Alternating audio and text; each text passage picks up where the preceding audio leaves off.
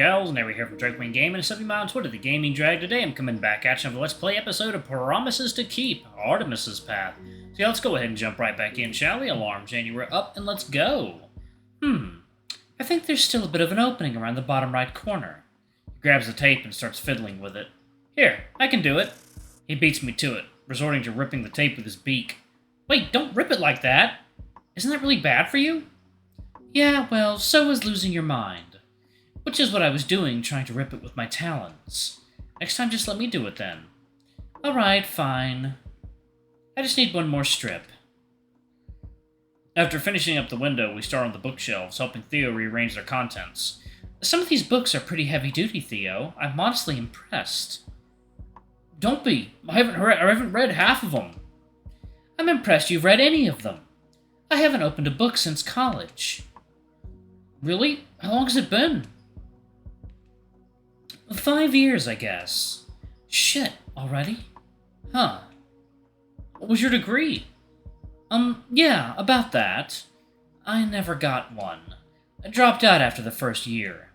Theo chuckles. Well, that's one more year of college than I had.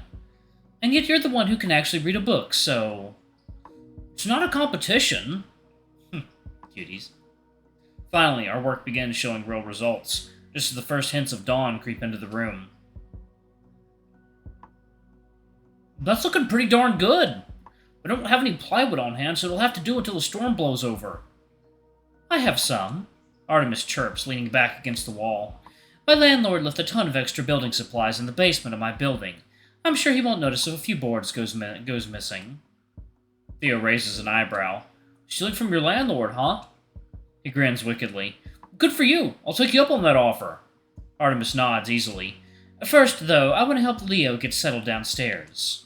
Oh, that's right. You'll be needing a new place to sleep. I guess sharing the basement does make the most sense. The two of you should have plenty of space down there. Yep, that's the idea. I just want to finish up a few things here, but let me know if you need help with the air mattress. Sure thing.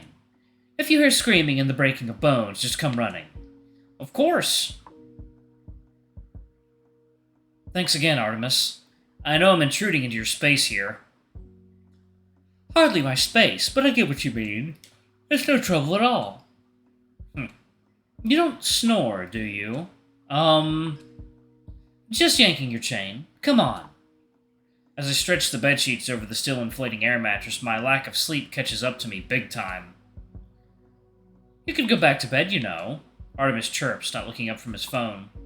Really thinking about it. What about you? Like I said, I'm gonna go pick up supplies for my apartment. Oh, right. I'm coming too, then. There's really no need. He slips his phone away and stands abruptly. It's only a few boards. I shouldn't need help. Look at yourself. You're exhausted. Just get a few more hours of sleep. Theo and I will handle the rest from here.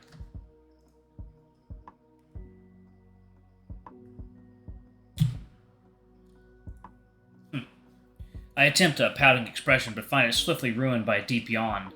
This is the second time you've put me to bed in 12 hours. Well, hopefully it actually works this time. Relax, okay? You've been through a lot lately.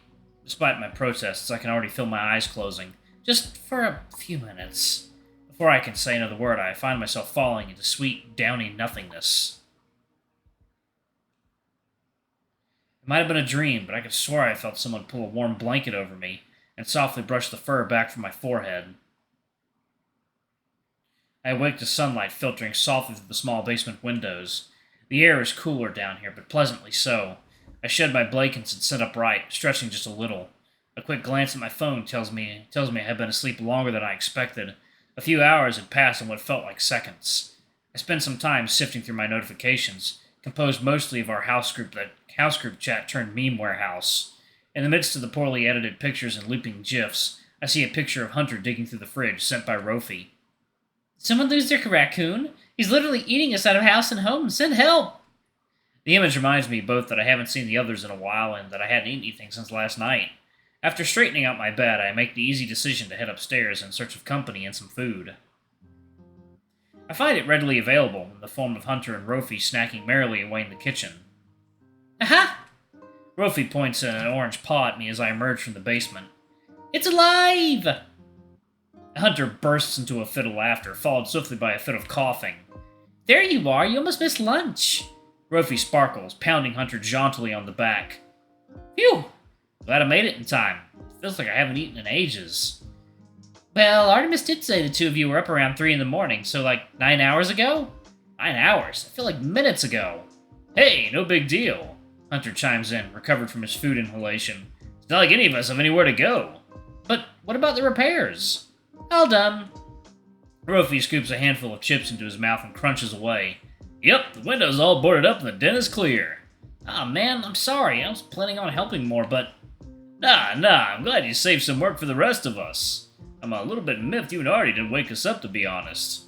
Rofi nods enthusiastically. Yeah, it would have been super easy with all of us here.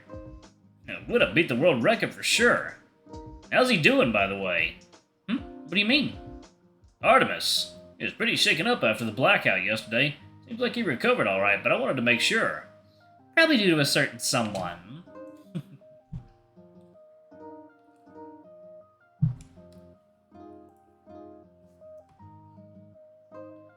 Rofi nudges me playfully with an elbow. Not blush, do not blush, do not blush, do not blush, do not blush. To be honest, I have no idea how to handle Artie when he gets upset, but you seem to have a knack for it. Oh, I guess we're pretty similar, that's all. Uh-huh, sure. Just like I said before, you're always the popular one. Oh, alright, whatever you say. I decided to probe a little further. So, you've seen Artemis get mad like that before? Rofi pauses, deep in thought. Only once. I haven't known him that long, but it seems like a rare occurrence. It only happens when he's really stressed. And honestly, considering the circumstances, I don't really blame him.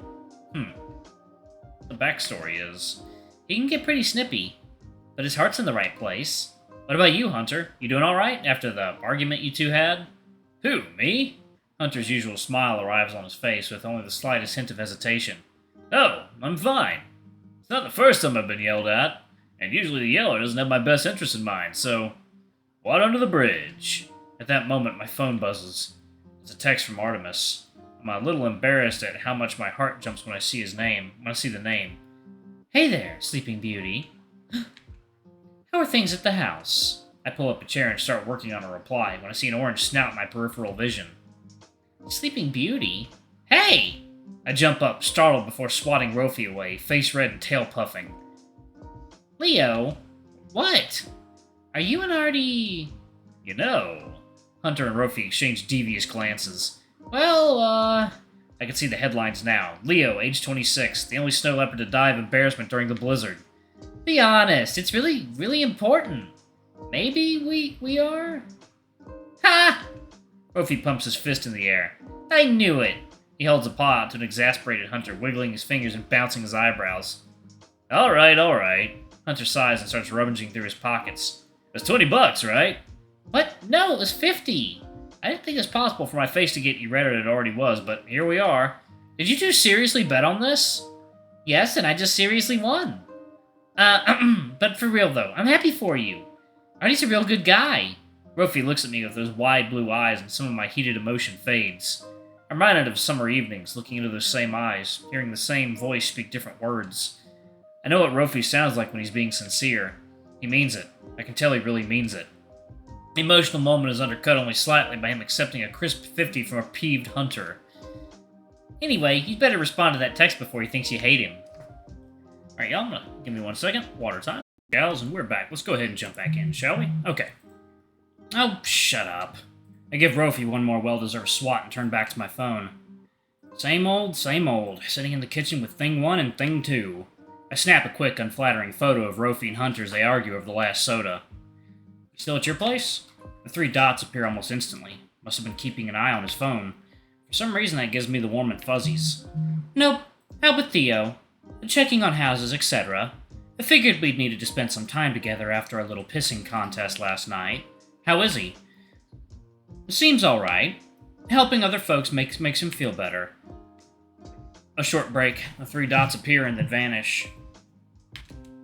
And then appear again.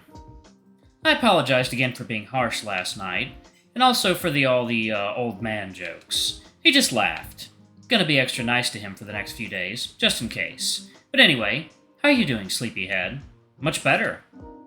I reply, pushing back a nosy Rofi with one paw and tapping away with the other.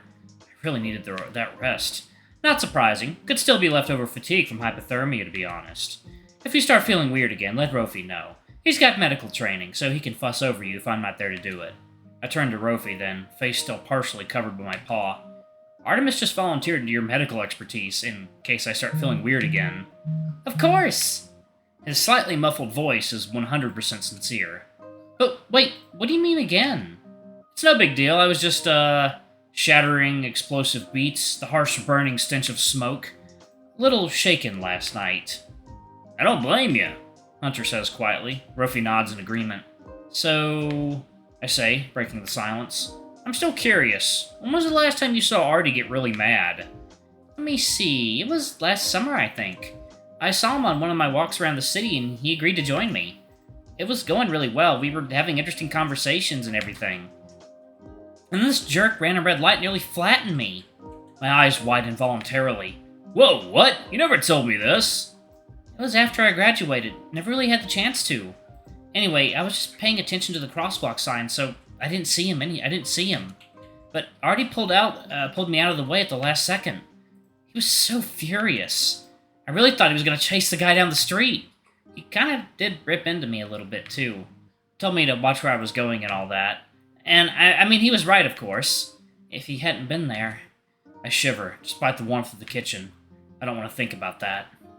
He apologized a few minutes after and even bought me ice cream on the way back. In a weird way, I feel like it made us closer than we otherwise would have been. And, I don't know. Rofi's blue eyes unfocused, deep in thought.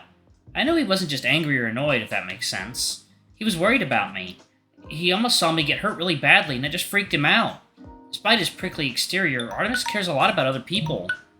Alright, y'all, I'm gonna go ahead and pause it right there. Thank y'all so much for watching. Don't forget to like, comment, subscribe, ring that notification bell, and check out our Patreon and YouTube memberships if you can. It always helps. Anyway, I love you all, and I'll see y'all in the next video. Bye-bye!